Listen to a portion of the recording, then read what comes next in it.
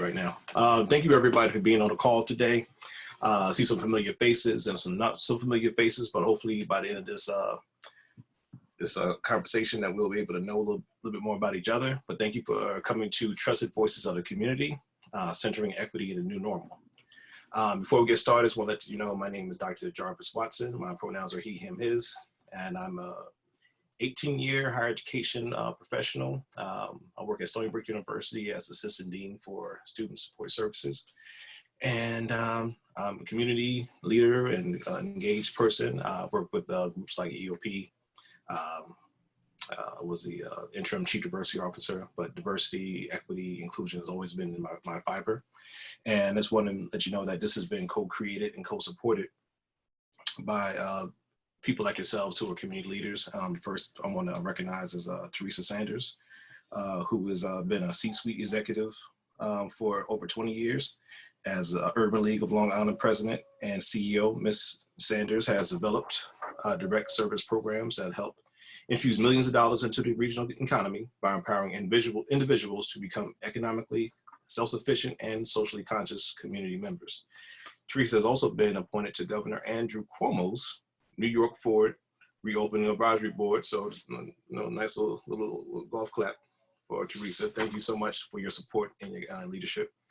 And my co-presenter, co-founder, co-creator, Retha Fernandez, who is the newly appointed first ever Chief Diversity and Inclusion Officer for Suffolk County. All right, a new role created to promote diversity and inclusion in the Suffolk County workforce in coordination with the county personnel officer and county executive. In this role, Retha leads the development and implementation of Suffolk County's diversity and inclusion initiatives. She is responsible for improving diversity and inclusion in county hiring and personnel practices, as well as identifying, evaluating, and making recommendations to improve work teams across the county. So thank you too for being here, and thank you for your support and Retha, your leadership and contributions to what we're doing right now. And also want to acknowledge a few people who have helped out with a lot of different things in regards to like reaching out to people, creating flyers, getting the word out, having posts for upcoming shows, and just want to make sure we give them recognition. So on the screen, so thank you to Deswa, Felicia, Lauren, Devin, Vanessa, Daniel, Malika, and Alexia. If I forgot somebody, I'm sorry, but we're going to keep on moving. We love you in spirit. Okay. So the purpose of these dialogues is really to gather a group of trusted community leaders within Suffolk County to create open dialogues to address the following challenges within historically underserved communities. We do this on a regular basis. I know there are a number of Zoom calls and a number of Facebook Live presentations, but we really wanted to make sure that we had the opportunity to kind of create a more centralized way of having these conversations where we, one, look at where we are currently in this time of COVID-19. What is the historical significance of being in these particular challenges? And number three, as it pertains to our communities in Suffolk County, how do we come together to educate and provide resources and best practices to these populations? Just to give you like a visual, we understand that we have multiple identities within Suffolk County. You have multiple identities within yourself. So we want to make sure that when we have these communications and these dialogues, that we're really focusing on all these different intersectionalities of identity, personal as well as in the community. And just to let you know that this will be a series, and we will help you understand like what the next series is going to be. But just look at some of the topics that we have here, some of the things that we've been addressing. I know Theresa has been addressing a few of these already in some of her community dialogues. But these are things we talk about personally in our professions. We really want to bring it to the forefront to really address Suffolk County as a community, and then those points outside of that. But to really give you an understanding of how vast and how comprehensive that these dialogues are going to be. And I think that is when I turn it over to my colleague, Retha Fernandez, to kind of talk about how things are going to flow tonight. Thank you, Jarvis. Thank you so much. And thank you everyone for joining us on this series. And this series is for us and made by us.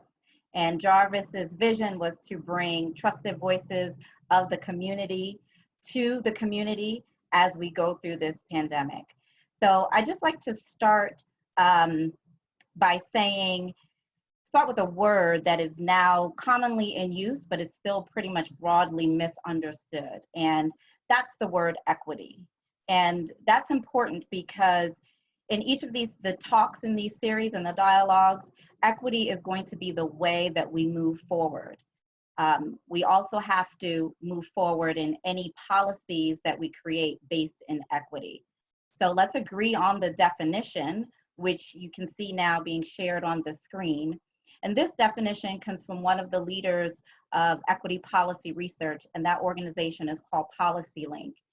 And PolicyLink defines it as just and fair inclusion into a society in which all can participate, prosper, and reach their full potential. So that means there must be equity in education, in housing, in health, in the economy, and wealth creation in order for our communities to thrive. And so this series is also important because it will be imperative for us to create and advocate for targeted interventions where they are needed the most. For example, our vulnerable populations, our Black and Brown communities, and our underinvested areas. And we have to do this with the awareness that there will be different paths to equity for different groups. So this dialogue is for us to lift that up, and let us lift that up on this call, and for all of our community leaders and for all of our attendees, lift that up, lift up equity in whatever rooms we're in. So tonight we have, we received almost over 100 questions from you all. So we want to thank you for that energy and for submitting those questions. And it really speaks to the commitment that you have to wanting to learn more and wanting to help others. We know that on this 1 hour call, we won't be able to answer all of them. So we invite you to stay connected with us, with the Urban League of Long Island, with the State of Black Long Island Equity Council, and just look out for invitations for the upcoming dialogues that we'll have. And each one of them will be topic specific. So for tonight, each of the presenters will offer their remarks. And while they are presenting, like I said before, please feel free to enter any questions that you may have or thoughts in the chat feature.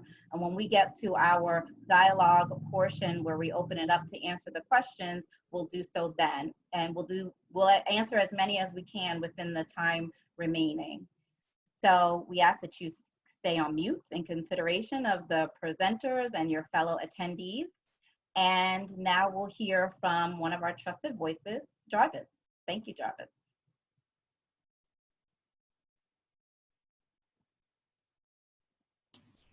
Thank you, Retha. Thank you for that introduction. And thank you all once again for being on this call. For me, I really wanted to come through the aspect of higher education, which is what I feel this is, I guess is my profession, and where I can kind of like start from my contextual understanding of diversity, equity, and inclusion. And really just help people understand that higher education is a place that we all have been trying to aspire to. We know that in the past that we didn't have these opportunities. If they were few and far between. And to kind of give an historical significance of like the civil rights era and the laws that came out of the 1960s to kind of help a number of different folk get more access to higher education, which was for our sake, a place to gain identity, to gain worth, to help socioeconomic changes. We even see that now when working with students from the Education Opportunity Program. And for those students who are Pell eligible, to know that when they get a college degree, that their whole lifestyle is going to change, and they'll be able to provide for not just themselves, but also put them in a better situation to provide for their families. We know education is the equalizer. When we ever come into any type of battle or any type of a conflict or whatever, we know that we can use our wits and our connections to really make some changes that are going to be sustainable. Once again, not just for us, but people coming behind us. And you know that we always stand on the shoulders of giants. So we are just following those pathways to make sure that we are all social justice leaders in this particular field. So the current status for COVID-19, for those who work in higher ed, and we can see this all throughout the state as well as throughout the nation, that once COVID-19 happened, we got exposed, or things got exposed. in a way that help paint a picture a little bit brighter about what students are going through who are historically underrepresented. When students were faced with, at the universities, in particular Stony Brook, they were challenged with having access to technology. A lot of students who come to Stony Brook may not have had the means to do that. Some did, some did not. But at least there was a place that they can go to, like a library or a sync site, that they can actually access some of these things. But when they went back home, some of them didn't have that access to technology. Some are coming from toxic situations. We talked about identities, and we have a number of situations where students who were identified as LGBTQ asterisks really didn't come out or didn't really understand like their identity until they came to Stony Brook or until they came to a university. And then when they are in a situation where they have to come back home, now they got to switch identities, so to speak, and kind of be safe because the environment at home didn't allow that. And that's just one type of toxic situation. Really looking at the employment situation that was happening at home. At one point, I think for some students, it was real. And then when you are going to college, you don't have to be connected to that as much. You can call and text as you need to understand what's happening. But now you're back in the situation. You really understand that when the parents aren't working, when your siblings aren't working, when you don't have a job, the realities of how we're going to get by, and not just today, but for the next 3 or 4 months. And for our professionals, and you can see some other bullets that are there. For the professionals, for those who have parents, who have kids, I really give it up to you all. I wish you all can get like some more money or some more badges or some more love. The fact that you had to turn not just into a parent, but you also had to turn into a teacher. You had to deal also with the tech changes, trying to balance being a professional and having your children be with you in the Zoom call sometimes, or you just had to make sure you had time to teach them. And for those students who have different learning abilities, that's an extra added stress to that, because you're trying to make sure that you have a diverse approach to making sure they have all the education that they need. So these are some of the challenges that are coming up. With our professors and even our advisors, how do you advise? How do you teach? How do you educate online? Where a lot of our students, they love that one-on-one communication or connection that really helps them understand that someone cares about them. So how do you flip that? How do you modify that in this particular environment now? So we're all trying to go through a number of different changes and learning how to engage through a virtual world. Just checking my time.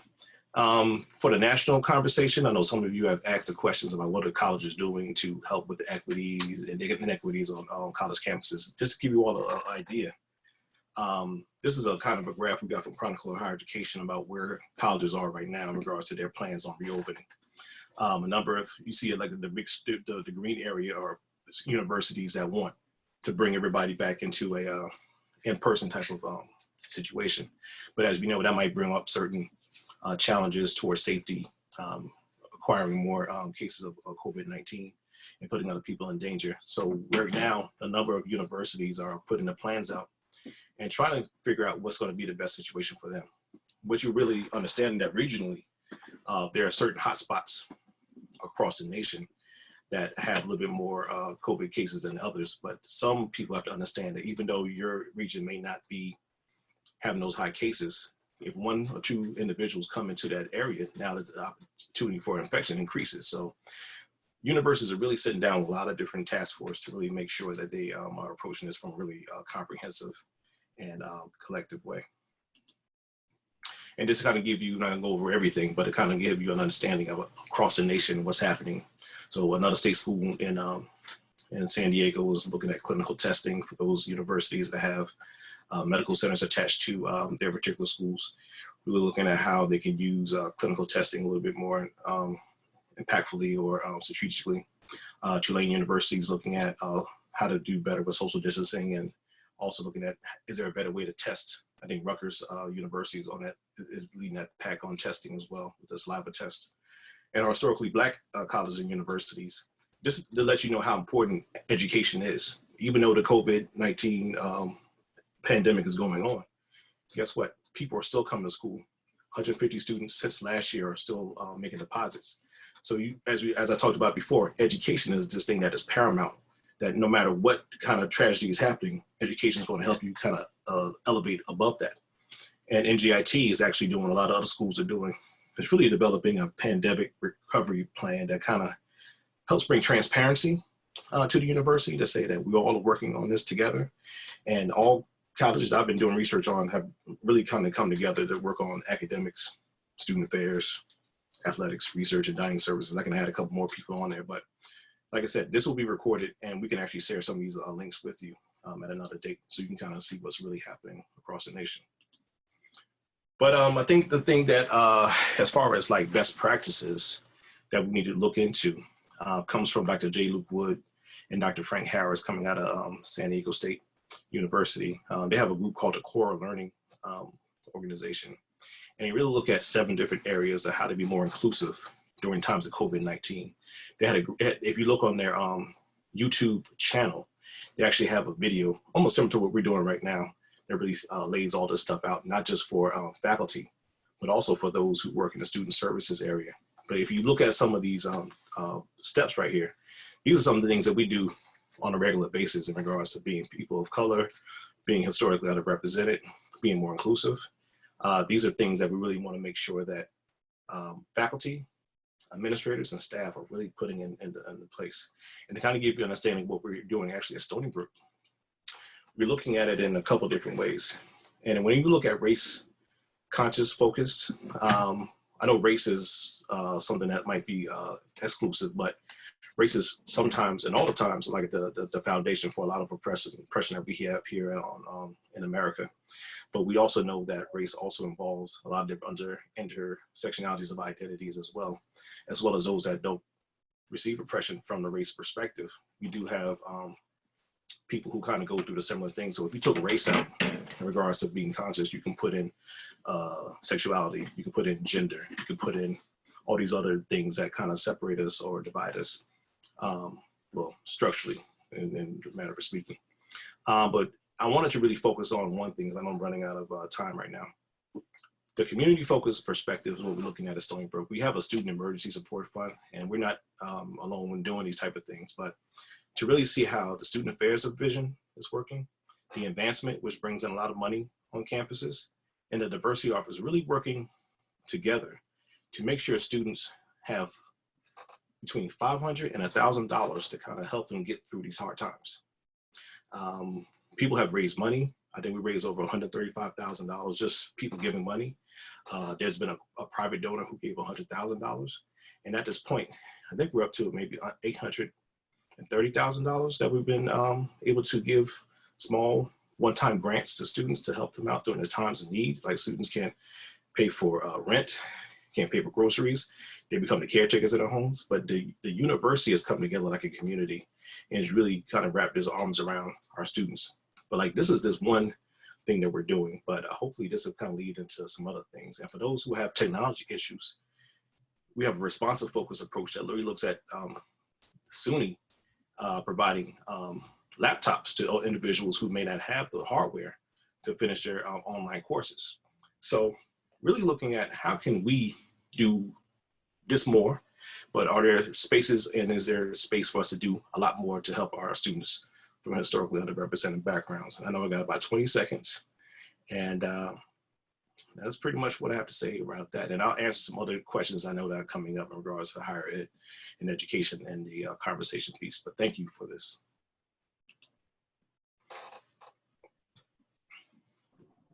Theresa? You're on mute.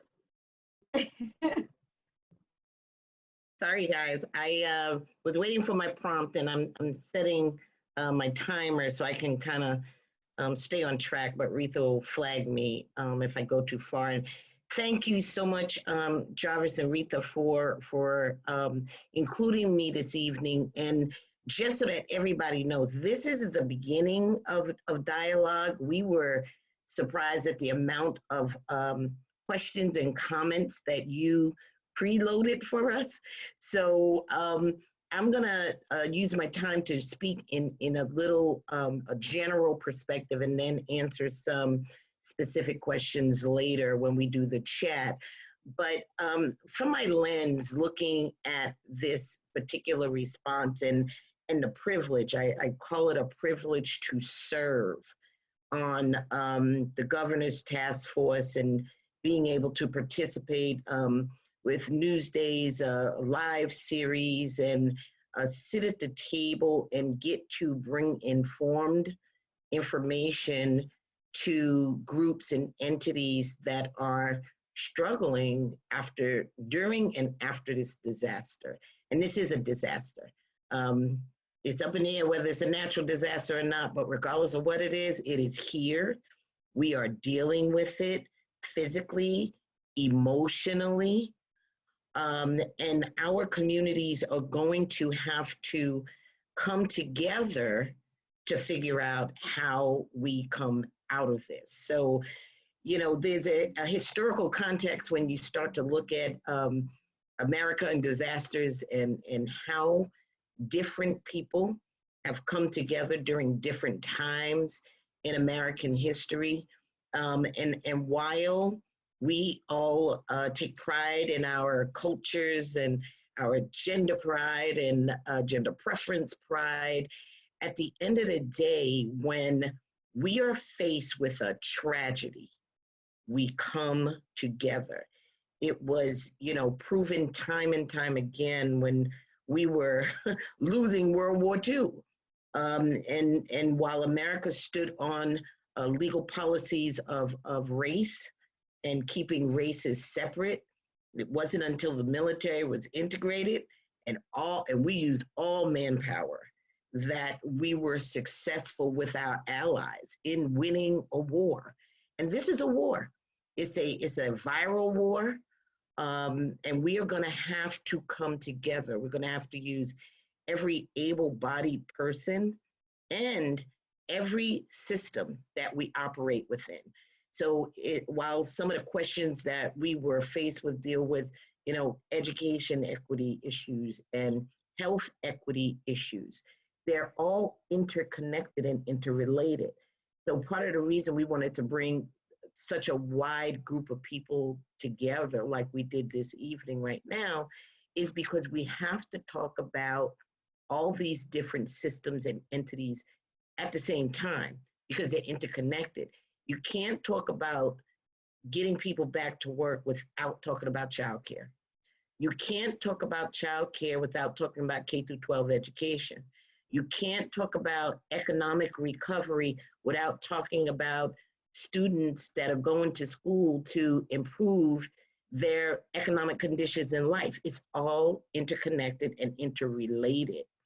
And so how do we move forward? Well, we have a really, really good opportunity right now. Through all the darkness, I always feel there's going to come an opportunity for us to think different because we have to. So how do we think more inclusively? Will equity be an option?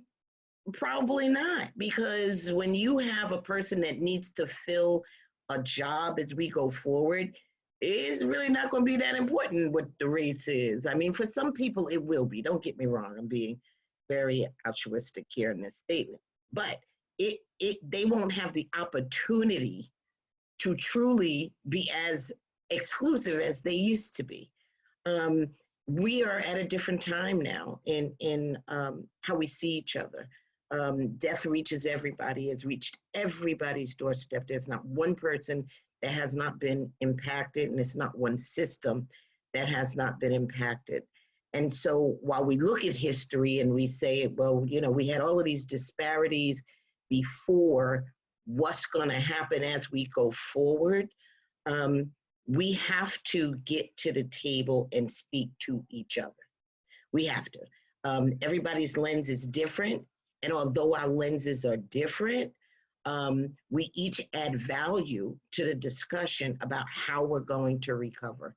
And that's going to be the most important thing. We don't do enough of this with diverse audiences so that we can solve all of our problems. We usually go into a meeting where it might be all Black people or it might be all white people, but this provides us with an opportunity now to bring all trusted voices in the community together. And that's why I kind of liked in the beginning when we were seeing people's faces pop up and it was like, hey, how you doing? Oh, I haven't seen you in a while.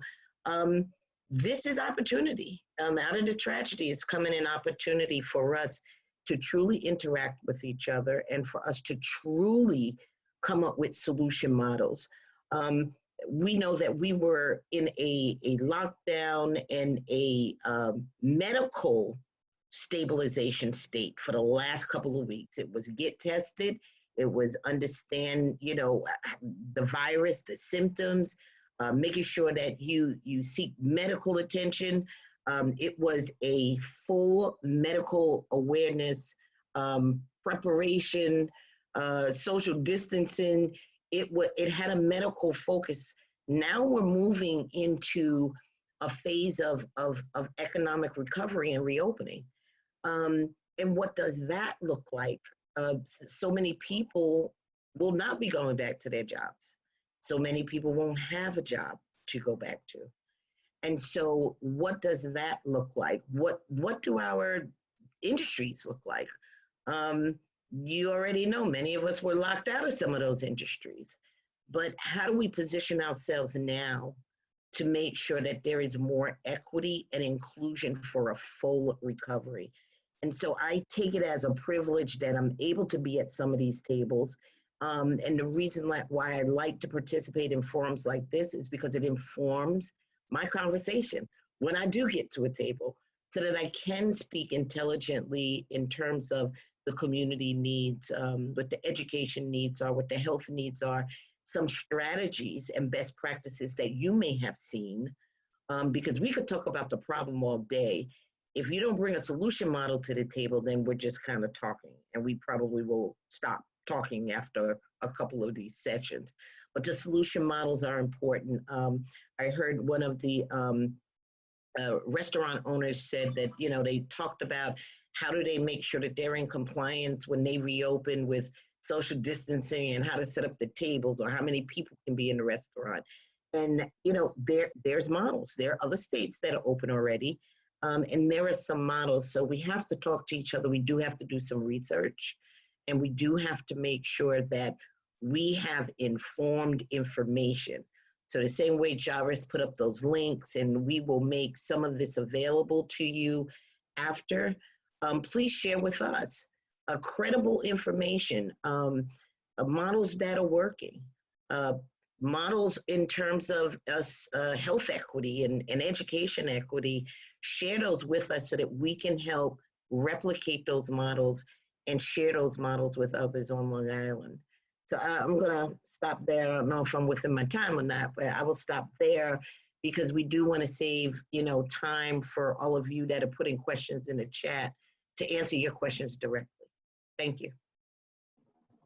Thanks, Theresa. So you both did have some comments coming in here. Veronica says community education is very important. Malik says, thanks for sharing. It makes me optimistic about future situations that may occur and how institutions of education will address these issues. I said, equity is not an option, it's an imperative.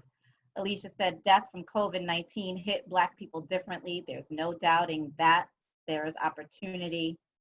Malik says there's opportunity for systematic and institutional change. Many adjunct instructors have been losing their jobs to this pandemic. Alicia's calling for justice, equity. Okay. Retha, So, Retha, can I, you raised a question here, and I wanted to just give one comment because there were two comments that I read that came in earlier. One was about, so what do we do to make access to healthcare more equitable, right? Because now we see the inequities have a disproportionate impact, right? And so, that's a very hard question to answer because yes, there are external things and there are some models in terms of making sure that we pipeline our younger people earlier into the maths and sciences, because you can't just jump into being a doctor when you get to college. That's just not the way it works. You could try, but you have to have some love of math and science, and our kids are not getting access. Even our kids that are AP are really not getting that access in that K through 12 pipeline. So I would love to see some synergy with the medical institution, with role models and mentors with our K through 12 a little earlier, so that we can start pipelining our kids into the medical professions and sciences. When people see people that look like us, they trust that medical person. It becomes a trusted voices. And unfortunately for many of our medical institutions, when you go in, you don't see many people that look and reflect the community. So I just wanted to throw that one out there, because medical seemed to be a trend in some of the questions. Yes, it was. Thank you, Theresa. And our next Trusted Voices Dialogue will be on May 21st, and we will have the Suffolk County Health Commissioner, Dr. Piggott, and also a physician from Stony Brook University, Dr. Alexia Gaffney-Adams, on that talk. And that talk is also going to be moderated by Jarvis Watson. So we will have a public healthcare session. Great. All right, so Veronica offered that the CDO, Chief Diversity Officer, must be pivotal to the planning. And so that's a great segue, because we did have some questions come in about how do we leverage diversity and inclusion efforts in the midst of this? How do we sustain diversity and inclusion efforts? A very specific question to me about, what do you plan to do within diversity and inclusion within the county? And so when it comes to the workplace, right now, diversity and inclusion cannot be a nice to have. So if there are any efforts that are underway in the workplace, they must continue, and equity must be placed at the forefront of that, must be placed at the forefront of how employees are served, and for how local governments, how the public is served.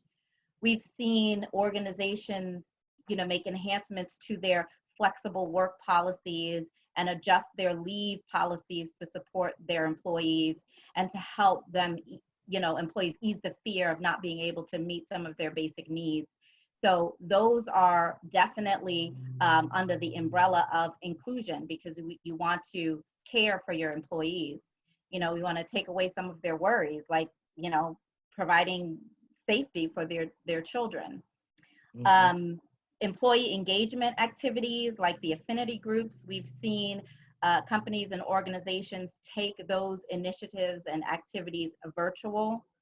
Companies have launched things like virtual lunches, where you can come to lunch during your Zoom meeting. You can talk about anything and everything except work. So this allows people to learn something more personal about their coworkers, allows them to connect in a different way, and also just shows that there are definitely shared identities. And all of these initiatives are needed for employees to feel like they have connection through this pandemic. So those are definitely diversity and inclusion efforts that have to continue.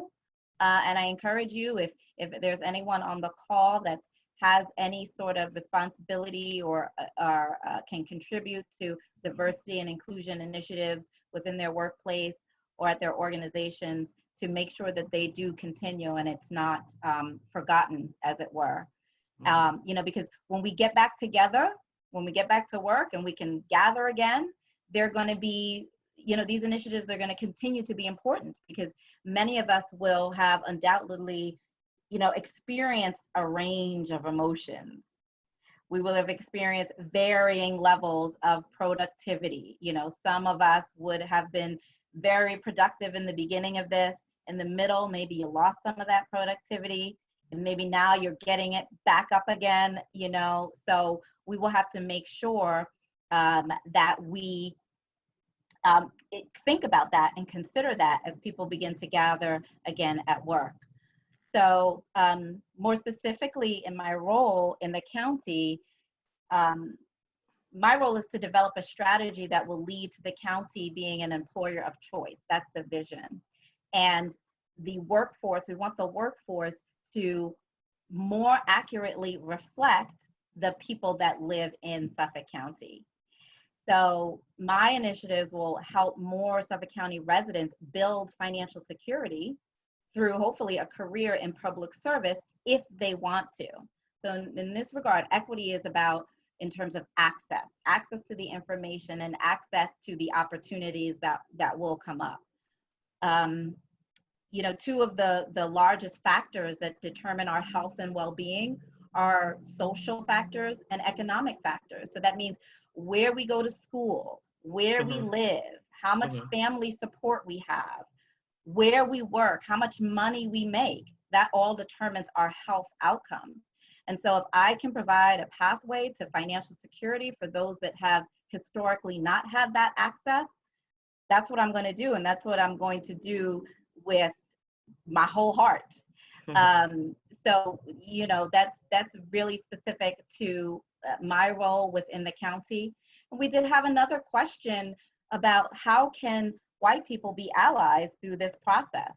And, you know, yeah, I'm sure some of you on this call have the answers to some of that question too, but, you know, it's to be supportive, to educate yourselves, is to be aware that these disparities do exist. Don't deny that they exist, because they do. We know that when the data was coming out about Black and Brown communities being hit the hardest in terms of number of cases and number of deaths, and if you were to map that just on Long Island, if you were to map that on the map of Long Island, you will see that those areas, those communities, also coincide with the communities that have the highest levels of unemployment. You know, those communities where people rely mostly on public transportation, the communities where credit access or the ability to get credit and credit capacity, the ability to borrow is the lowest there. So it's not a surprise for those of us in the equity work. And so we ask that any of our allies just be aware and recognize that this is real, and that together, oh, sorry, coming on mute. And so if you could just mute your phone. That together, if we put equity at the front and center of this, again, fair and just inclusion, we'll be able to come out of it, and Long Island can be able to come out of it more well and thriving. So I'll pause there because I'm sure we do have more questions coming in, and we wanted to give our presenters, Jarvis and Theresa, an opportunity to answer some of the questions also that we received ahead of time. So let me see if I can look at some of these questions here.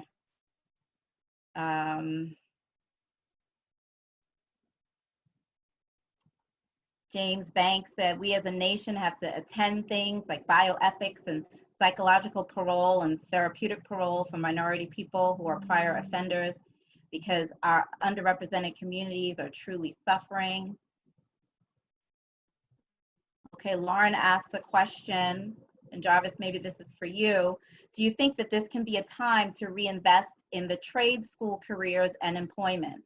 While higher, or maybe for Theresa, while higher education is extremely important, there is the reality that college is not for everyone, and the push for college degrees, has indirectly devalued vital trade school professions that tend to be unionized: plumbers, electricians, construction workers, etc. So Theresa, you want to speak to that a little bit? Sure. And, you know, this came up during several studies over several years when we looked at the value of the opportunity for working class people historically. And this has nothing to do with race, just working class people having access to higher education. And we started developing across the country policies that would enable working class people to attend higher education institutions. So we developed these federal grant programs and these different loan programs, and working class people had the opportunity to go to college and get a college degree, which put them in a different employment category. And that was great. We had an era in the country where we had major institutions and hiring was different. Frontline businesses needed frontline people. The world has evolved and changed. So when you look at a employer that may have needed, 20,000 people across the United States, and now because of technology, they may only need 10, but they're still highest skilled workers that they need. So there's two things. You're always going to need a plumber. Your toilet will always get backed up, or there's always going to be some type of work that someone needs to do, and all work has value. That's where we need to start mentally. All work has value. And so if you enjoy what you do, whether it's garbage collecting, being a plumber, being an electrician, it's different these days. Even my plumber, when he comes over, he's using tools that scan the pipes and the walls, and he's using all kinds of technology. So our mindset in terms of, so what's the value of a college education? I'm of a generation that is hard for me to answer, oh, don't go to college. I think there's so many platforms within a college institution. It could be a certificate program. It could be a 2-year degree. It could be a 4-year degree. Whatever that educational opportunity is, take it. The social aspects of going to a college and a university. There's also the social aspects of learning from different people. If you come from a family that never ate dinner together around a table, you're now in a college university. Most of you that went to college know you learned a lot in college, whether it was good stuff or bad stuff. You learned a lot of skills in college, but you also learned how to be mature. You learned how to manage your time. These are things you're not going to learn in a book, but you learn that from being in a social atmosphere like a college or a university. So it all has value. So I encourage people, there are jobs and there are opportunities. Life comes in cycles. And while most universities are now going to take a look at what they're offering, everybody doesn't need a 4-year degree. Maybe some people will get a certificate and make even more money than the person with the 4-year degree. But I think that it's personal. And I don't want to argue one thing or the other, but I think it's very personal when you make that decision. What do you invest in yourself? Are you going to invest a certificate program? Do you want to invest a 2-year degree, a 4-year degree, a master or a doctorate? That's all personal decisions, and we shouldn't devalue anybody's choice. And if I could add to that just a little bit, because I know we want to keep going with some different questions, I even see the opportunity for more entrepreneurship and more cooperative economics. And just to kind of see, if I'm a plumber and someone else is an electrician and somebody else is a carpenter, think about how you can do that within a real estate business, or do that in regards to creating more entities for those historically underrepresented groups, with all the loans that are coming out and opportunities for grants for small businesses. Yeah. And not realizing that small business is like 500. I learned that last night, the other night with the conversation you had with the Black Mama Vodka. I didn't realize like a small business was like 500 people or less. I was like, wow. But to know that you can really do what we did back in the day was really make sure that the dollar passed through our neighborhoods at least 7 times before it went out. And hopefully maybe even 14 times before it goes out into some other aspects.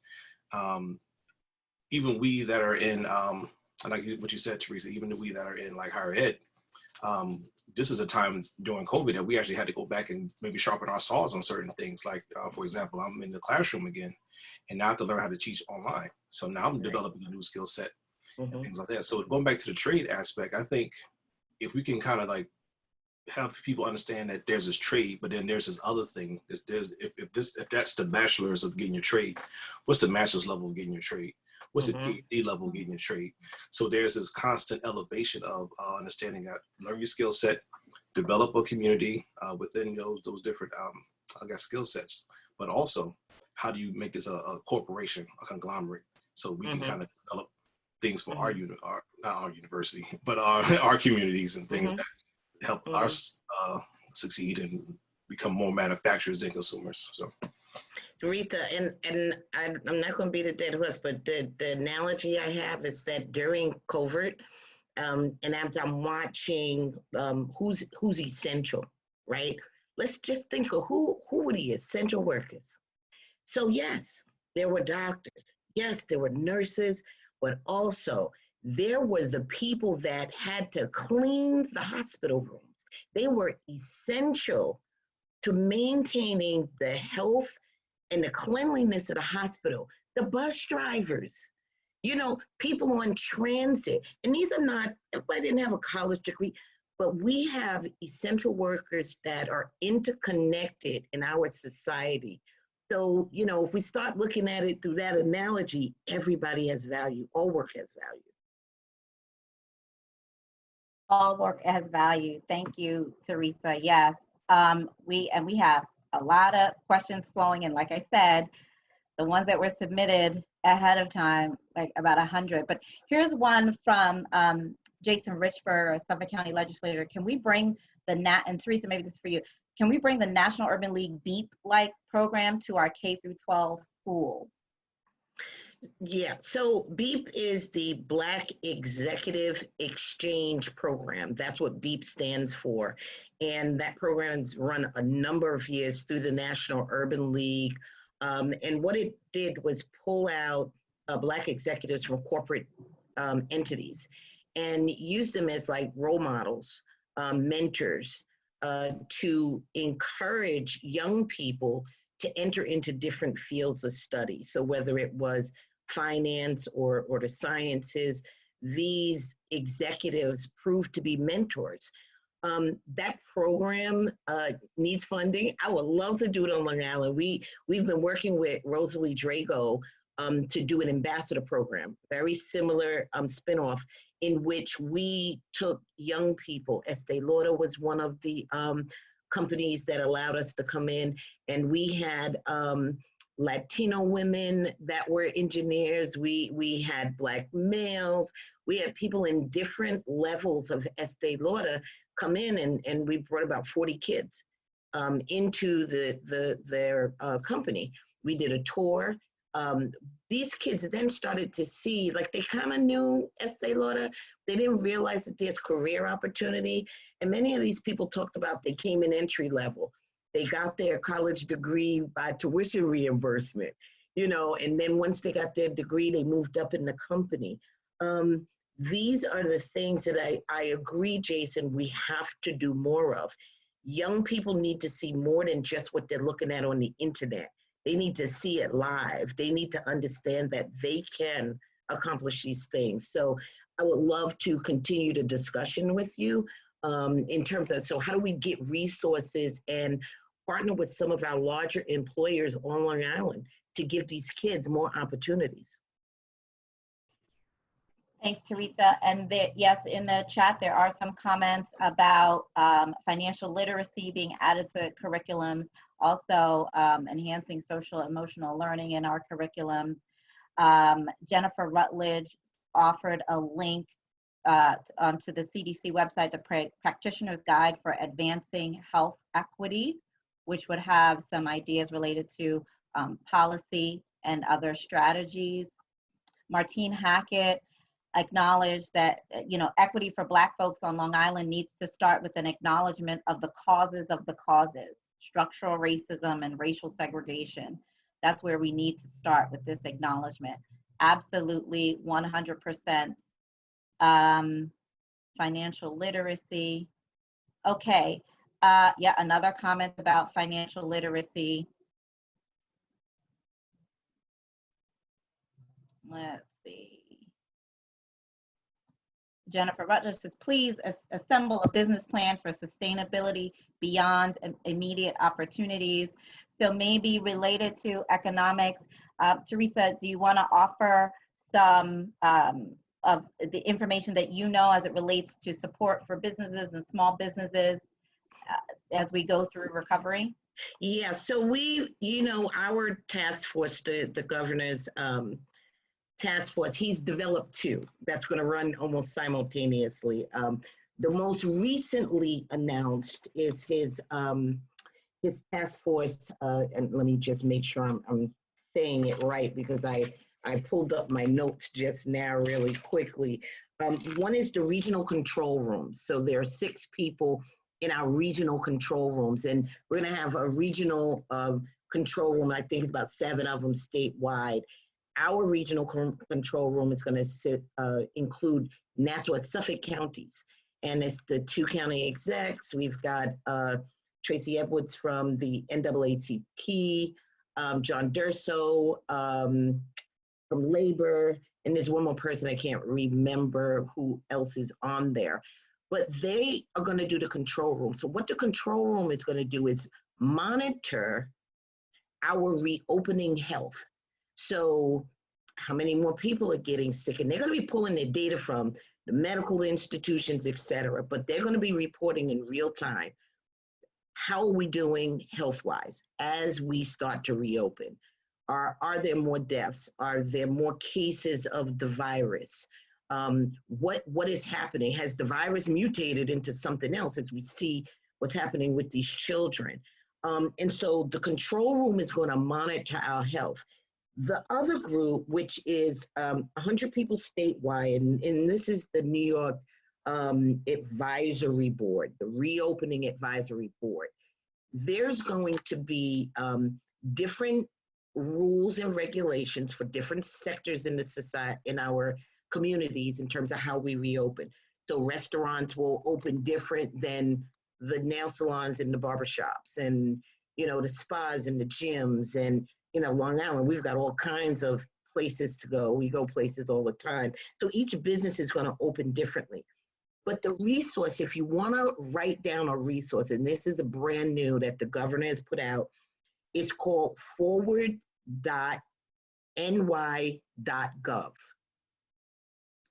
Strictly to give businesses guidelines in terms of how they should reopen. Now, I want to preface this by saying this is fluid. So you need to visit it more than once. Things may be up there this week that may change next week. We have never been in a pandemic like this before. So the information is going to be fluid. But if you have a business, you need to make sure you visit that. It's forward.ny.gov. And it's going to give reopening guidelines by industry. There are people that have small businesses that are worried if they open up, are they going to get fined by the police? How many people should they be letting into their restaurants? One person was telling me about, they grew up in the city, and, after a certain hour, you can't come into the stores in the city, so you got to go to the window to get your goods and services. Well, that's not customary on Long Island. You go in the store and get what you want. Well, this is a model that might have to work for some places, that you do pick up your items at a window. You can't go into the store at all hours, or 5 people can be in and maybe 2 can, be outside. But this is going to be evolving. So please monitor that website if you have a business.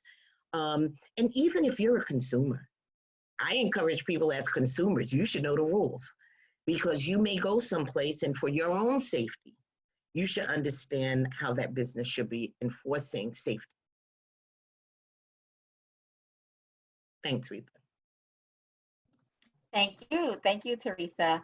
And we do have more comments in the chat. Chambers of Commerce should be increasing their roles in providing economic equitable conditions for their regions and communities. We do have 1 minute left here on this particular call, and we knew that we were not going to be able to get to all of the questions, but like I mentioned, this series is going to be topic specific. The next upcoming talk will be on public health. We will have one talk where we are fortunate to have leading Long Island, happens to be women now, participating in the governor's task forces. We have Theresa Sanders, we have Tracy Edwards, we have Jackie Burbridge. We will also have Vanessa Baird Streeter on, and a representative from Nassau County as well. And so that conversation is going to be focused on community recovery specifically. So we invite you to just stay tuned. And let me just see if I have anything else in the chat. Nope. So Jarvis, I'm going to turn it over to you to close this particular talk out. Got to make sure I mute myself. Thank you all for being on the chat. Like I said, this is not going to be the last of our chats and our conversations. As we get more questions and more concerns, we want to make sure that we kind of like make sure that we create a series that's going to address this. As Retha and Theresa, and first of all, just thank you all for your feedback and your expertise, really shaping the conversation in a way and helping me to kind of think a little bit differently about how to be a Suffolk County community resident. But we also want to take this to the next level by having next week, Thursday, May 21st at 6 o'clock p.m. Topic will be health, and the title will be COVID Basics and Impact on Our Community. We have Dr. Gregson Pickett, Commissioner of Suffolk County Health Services, Dr. Alexia Gaffney Adams, Infectious Disease, Stony Brook Medical Center, and moderated by someone who I know very closely, the coordinator of the Office of Minority Health, Jarvis Watson, will moderate the conversation. And if anybody knows about Jarvis, she's like the community person out there. So if you wanted to, she's embarrassed over here, sorry. If you want to know more information and links to resources, visit us at our YouTube channel, which will be updating this video. So if those who had to leave early or if those who missed it, you can share this with them through a link. We also want to post some information on State of Black Law on Island's website, and not just trusted voices of the community, but Sopley's doing a lot of great things within the community, and there's some things that you should find out about what Sopley's doing. But we have an email that you can reach us at trustedvoices20 at gmail.com, and we can get all your questions that you may not have been able to ask, or if there's a person that you want to have on the call, you can have that happen as well. So we really want to make sure this is, just like I said, it's not the last, and this is an ongoing thing that we do. And hopefully our vision is that we move from like the virtual to physical, and then also like we talked about graduating to that doctorate aspect of making sure that we are a united front in all the things that we do. Because you know what, COVID, if COVID did anything, it kind of leveled us to make us understand we're all in this together. And so I'm just really grateful for those who are on the call today. Thank you for Retha and Theresa for their vision, but also for their support and their guidance. And yeah, we'll please join us next week. We'll send out we have your emails, and we'll send out a flyer, and hopefully there's no issues with the password at this time. And please share this with your friends, your family, your coworkers. And like I said, this is just the beginning of something beautiful. So this is for us, by us. I'm not trying to take anybody's trademark, but this is definitely our thing. So thank you all for being here. And I don't know about to do it like a Def Comedy Jam. God bless you and good night. So thank you, Jarvis. Thank you, Retha. Everybody stay safe. Yeah. Thank you. All right now.